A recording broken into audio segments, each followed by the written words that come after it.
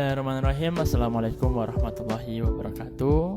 Selamat pagi mahasiswa. Di bahasa simpelnya, suatu graf itu ada titik, ada sisi, dan ada keterkaitannya. Nah, kita lihat keterkaitannya bagaimana. Nah, itu dia fungsi dari si tadi. Si biasa ini adalah sebuah pembangun itu jumlah titik, ya, jumlah titiknya sama. Tapi kalau lintasan, titik dan sisi hanya boleh dilewati satu kali. Ya, titik dan sisi hanya boleh dilewati satu kali ya.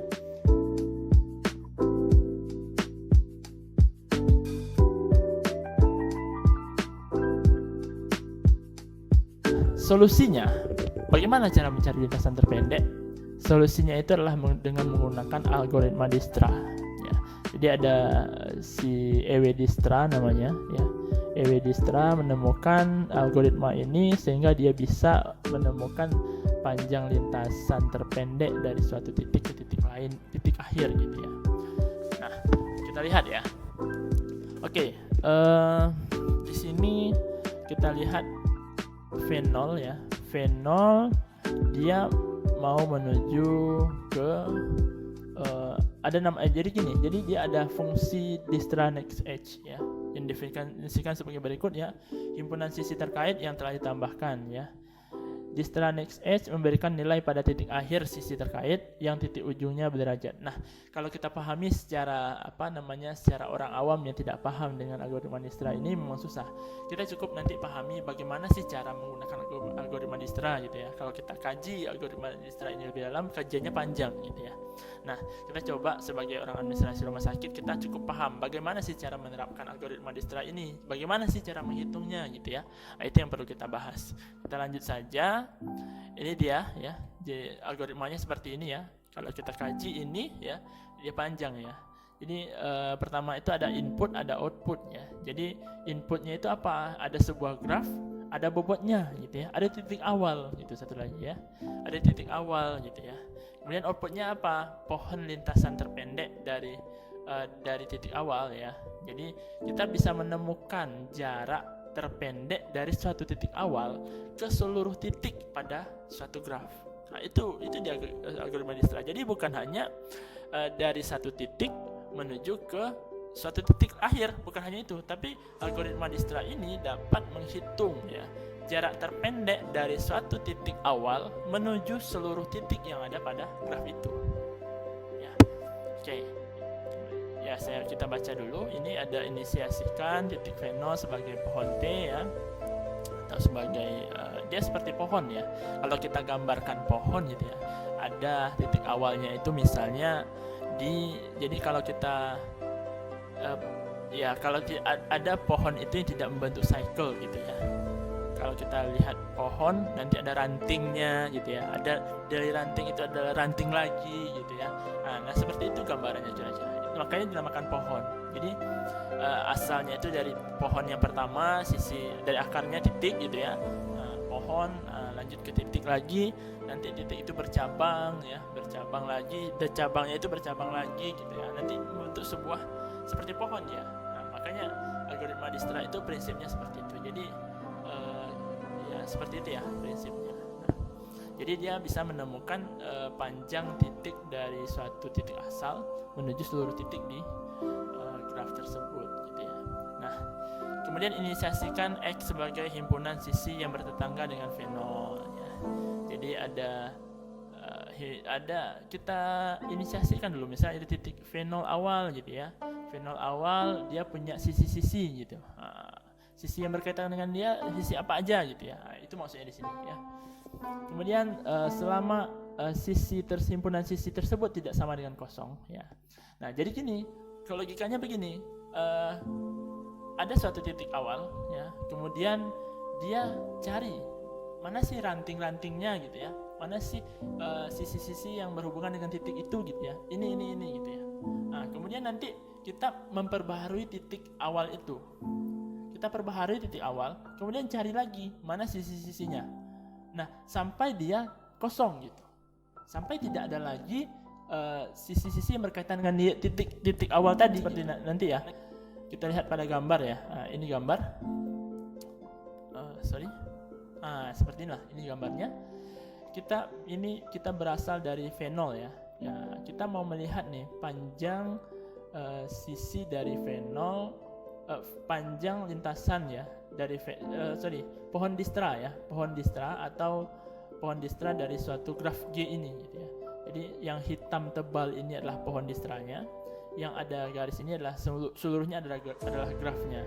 Kalau kita lihat di sini ada V0 ya, ada V1 sampai V8 ya. Ada 8, berarti ada 9 titik. Nah, kita lihat di sini ada V0, dia punya tetangga ya, punya tetangga dengan V5 dan V1 ya. Jadi yang inisiasikan X ya, himpunan yang sisi yang berkaitan dengan V0 gitu ya. Berarti sisi V0 V1 dan sisi V0 V5. Begitu. Ya. Nah, kemudian bagaimana selanjutnya? Kemudian titik selanjutnya adalah V5 dan V1 gitu ya. Kita lihat V1 dulu gitu. V1 titik yang berhubungan dengan dia apa aja? V5, kemudian V6, V4, V3, V2 ya kan? Yang berhubungan dengan V1. Tetapi kenapa V1, V5 ini tidak dihitamkan lagi? Karena kalau kita hitung ya, dari V1 dari V0 tadi ya, kalau mau menuju ke V5, kalau melewati V1, dia jaraknya itu bisa jadi 6. Ini 2 tambah 4, 6. Tetapi kalau V0 ke V5 itu sudah 3. Maka V1, V5 nggak kita hubungkan lagi. Nggak kita hubungkan sebagai pohon distra. Karena dia lebih kecil dari V0 langsung ke V5 daripada harus melewati V1 dulu. Nah, seperti itu logikanya. Nah, kemudian dari V1 ini, kenapa ke V6 tidak? Coba kita lihat. Kalau kita lewat V0, V1, kemudian V6 itu jaraknya 6 ya. Kemudian kalau kita lewat dari V0, V5, V6 itu jaraknya 5 ya. Maka ini lebih kecil, makanya yang hitam itu dari sini ya, V0, V5 ke V6 gitu. Seperti itu logikanya. Makanya tidak kita hitamkan. Kemudian ke V4 ke sini yang lebih kecil, ke V3 juga ke sini yang lebih kecil, ke V2 ke sini yang lebih pendek jaraknya ya, seperti itu. Begitu seterusnya sampai kita menemukan pohon distra. Jadi yang hitam-hitam inilah namanya pohon distra ya. Jadi ini ada ranting, ini V0 ini kita anggap pohonnya, V1 ini rantingnya, ranting yang pertamanya, V5 juga ranting pertamanya. Kemudian ranting keduanya adalah ke V1 V2, V1 V3, V1 V4, V5 V6, V5 V7 ya, itu ranting ketiganya, dan ranting terakhir adalah V6 ke V8 seperti itu ya. Nah, bagaimana mencarinya? Nah, ini kan kalau misalnya simple seperti ini kan bisa kita ukur-ukur saja, tapi coba bagaimana cara menerapkannya? Mungkin seperti ini, kita lihat. Ini kita buat seperti ini ya. Cara melakukan algoritma distra. Jadi di sini kita mau melihat titik asalnya itu A. Titik asalnya itu A. Kita akan melakukan algoritma distra sehingga terbentuklah pohon distra. Ya, oke. Nah, kita mulai dari titik. Kita mulai dari titik A. Ya, kita mulai dari titik A di sini ya. Titik A. Di sini kita bisa menemukan. Kita mulai dari titik A ya. Nah, di sini kita bisa mencari ya, titik A ke titik A itu jaraknya adalah 0 ya. Jaraknya itu adalah 0 ya. Oke. Kemudian kita lihat ya, kita sisi mana saja yang berhubungan dengan titik A ini ya. Ada sisi AB dan ada sisi AC ya. Jadi kita lihat, kita mau melihat jarak dari A ke B dulu ya, gitu ya. A ke B itu jaraknya adalah 5 ya. 5 dari A. Nah, itu membacanya. Oke. Kemudian kita lihat lagi, A itu ke C. A itu ke C itu jaraknya adalah 4 ya, 4 dari A. A ke D nggak bisa terhubung langsung, harus lewat C. A ke E, A ke F, A ke G juga nggak bisa terhubung langsung. Jadi kalau tidak terhubung langsung, maka kita buat dengan infinity ya. Nah, ya tidak bisa terhubung langsung dengan A. Jadi kita buat sebagai infinity ya. Infinity, infinity, infinity, dan infinity. Oke. Selanjutnya kita akan menghubungkan ya, kita lihat mana yang paling pendek jaraknya gitu ya. Yang paling pendek jaraknya dari A ini yang mana gitu ya.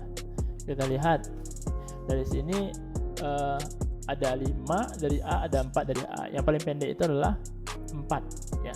Lebih pendek 4 daripada 5. Jadi sisi pohon selanjutnya yang kita lihat adalah C. Ya. Sorry. C ya, tadi A ya. C yang kita lihat. Nah, C ini di sini kita tulis C ya. C ini kita lihat jaraknya ke tempat lain bagaimana ya. Ke A tadi sudah ya. Jadi kita nggak perlu tulis ya. Nggak perlu tulis ya.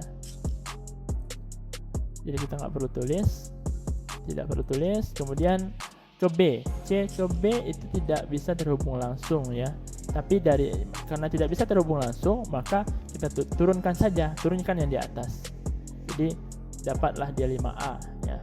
Kemudian C ke C ini ya, kita turunkan 4A ya. 4 dari A tadi. Kemudian C ke D ya.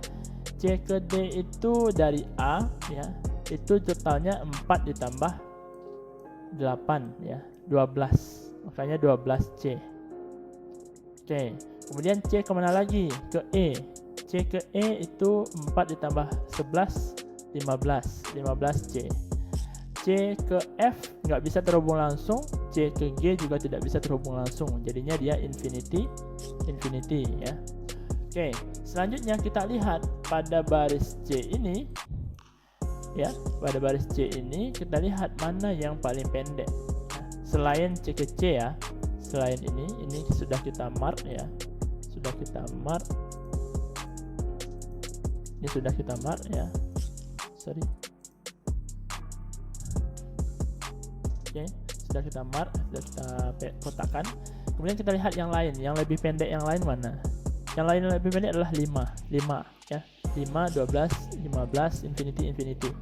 Nah, 5 ini kita turunkan ya. Jadi dia selanjutnya adalah titik selanjutnya yang kita lihat adalah titik B ya. Titik B jadi titik awal kita tadi ya, titik awalnya. Nah, ini sudah ya. Yang titik ini sudah ya. Yang B ke B sudah ya. Kita tulis saja 5A. Yang ke C dia sudah, tapi yang ke C nggak bisa kita tulis lagi ya, karena ini sudah selesai gitu ya. Yang dari A ke C sudah selesai. Kemudian B itu 5A ya.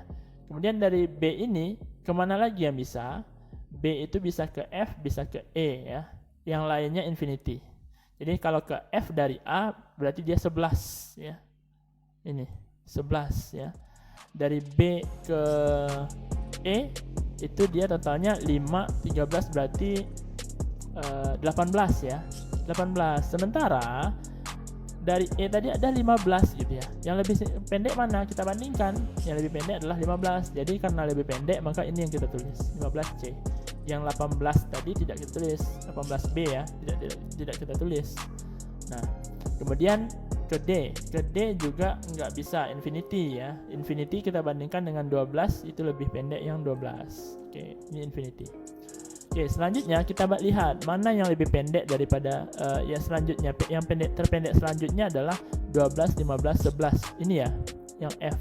Maka kita lihat titik awalnya selanjutnya adalah yang F. Ya, F. Kemudian dari F ini kita lihat ini sudah ya. Ini sudah selesai ya. Kita lihat, kita turunkan dulu ya 11 ya, 11B gitu ya. Turunkan 11B. Kemudian ke yang lain mana? Dari F. Kita lihat F. F itu ya. F itu dia terhubung ke G ya. Sebanyak 17 panjangnya. Berarti dari A tadi ya, F itu nilainya sudah 11 ya, maka ditambah 17 totalnya 28 ya. Selanjutnya 28F. Kemudian dari F tadi ya menuju ke E itu adalah 15C. Kenapa? Kalau F itu ke C dia tak hingga ya, karena dia tidak bisa terhubung langsung, maka yang lebih kecil itu adalah diturunkan saja 15C ya. 15C ya. Kemudian karena F ke D juga tidak bisa terhubung langsung, maka dia turunkan saja. Oke, di antara keempat ini kita bandingkan, tiga yang kita bandingkannya 12C, 15C dan 28F.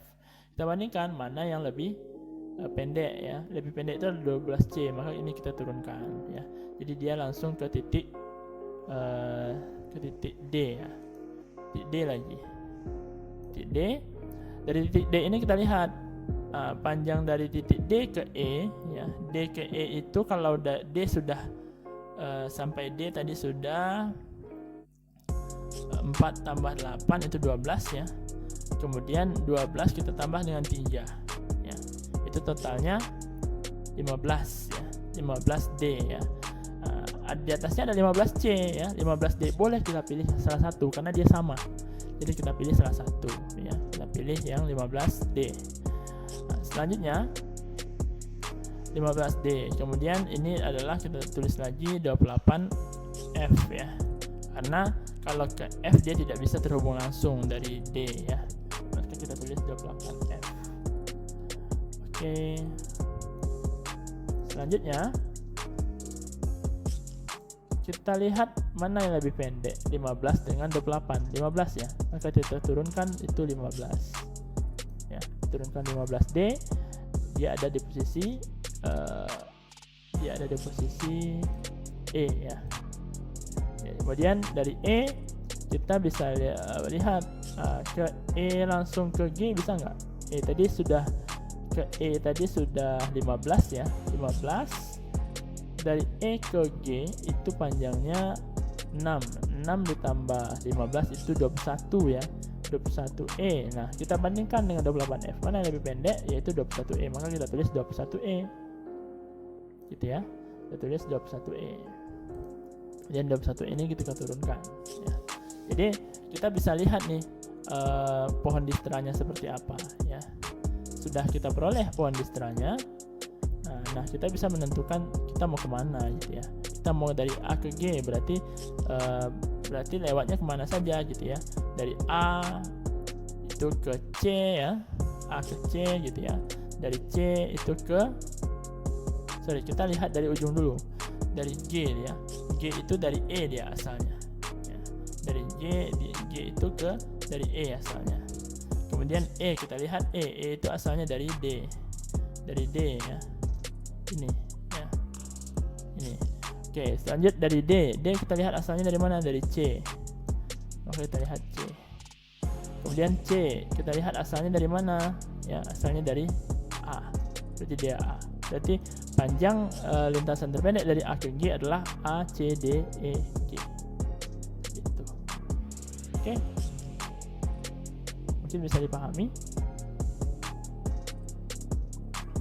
Itu dia penerapannya. Kita coba lihat bagaimana sih penerapannya di bidang administrasi rumah sakit. Oke, jadi seperti ini ya, ilustrasinya seperti ini ya. Ini ada ilustrasi dari suatu rumah sakit ya, yang posisinya seperti ini. Jadi ini kita bisa buatkan bagaimana sih memetakan pintu-pintu ya, pintu-pintu. Bagaimana sih membuat jalur mungkin nanti ya, kita mau kemana yang lebih singkat. Nah, ini contohnya kita dari registrasi, kalau kita anggap satu pintu ini satu nilainya, satu bobotnya, nah, seperti ini ya. Nah, oke. Kalau ini kita anggap satu pintu dia, jadi kita dari sini kita ilustrasikan seperti ini. Jadi ini registrasi poli anak gizi gitu ya. Jadi yang ini graf terhubung ya. Jadi registrasi kita mau ke back office, mana sih yang lebih pendek gitu ya. Kalau kita anggap garis ini bobotnya satu semua ya, anggap bobot satu semua, kita hitung dari registrasi kalau lewat MCU satu, kita bisa gunakan algoritma Dijkstra tadi sehingga kita bisa menemukan mana lintasan terpendek ke back office Seperti itu ilustrasinya kira-kira. Bisa dipahami ya? Oke, mungkin itu yang bisa saya sampaikan pada kesempatan kali ini, dan kita bisa untuk pertemuan selanjutnya atau kita bisa nanti membahas lebih dalam tentang teori graf ini, apakah di matematika selanjutnya atau nanti di ilmu komputer, dan kita bisa bahas ya, sehingga kita bisa menerapkan. Ini salah satu penerapan dari bidang matematika terhadap bidang administrasi rumah sakit dalam ini ya, intinya dalam bagaimana cara pemetaan dari suatu rumah sakit ya. Oke, seperti itu kira-kira dari saya.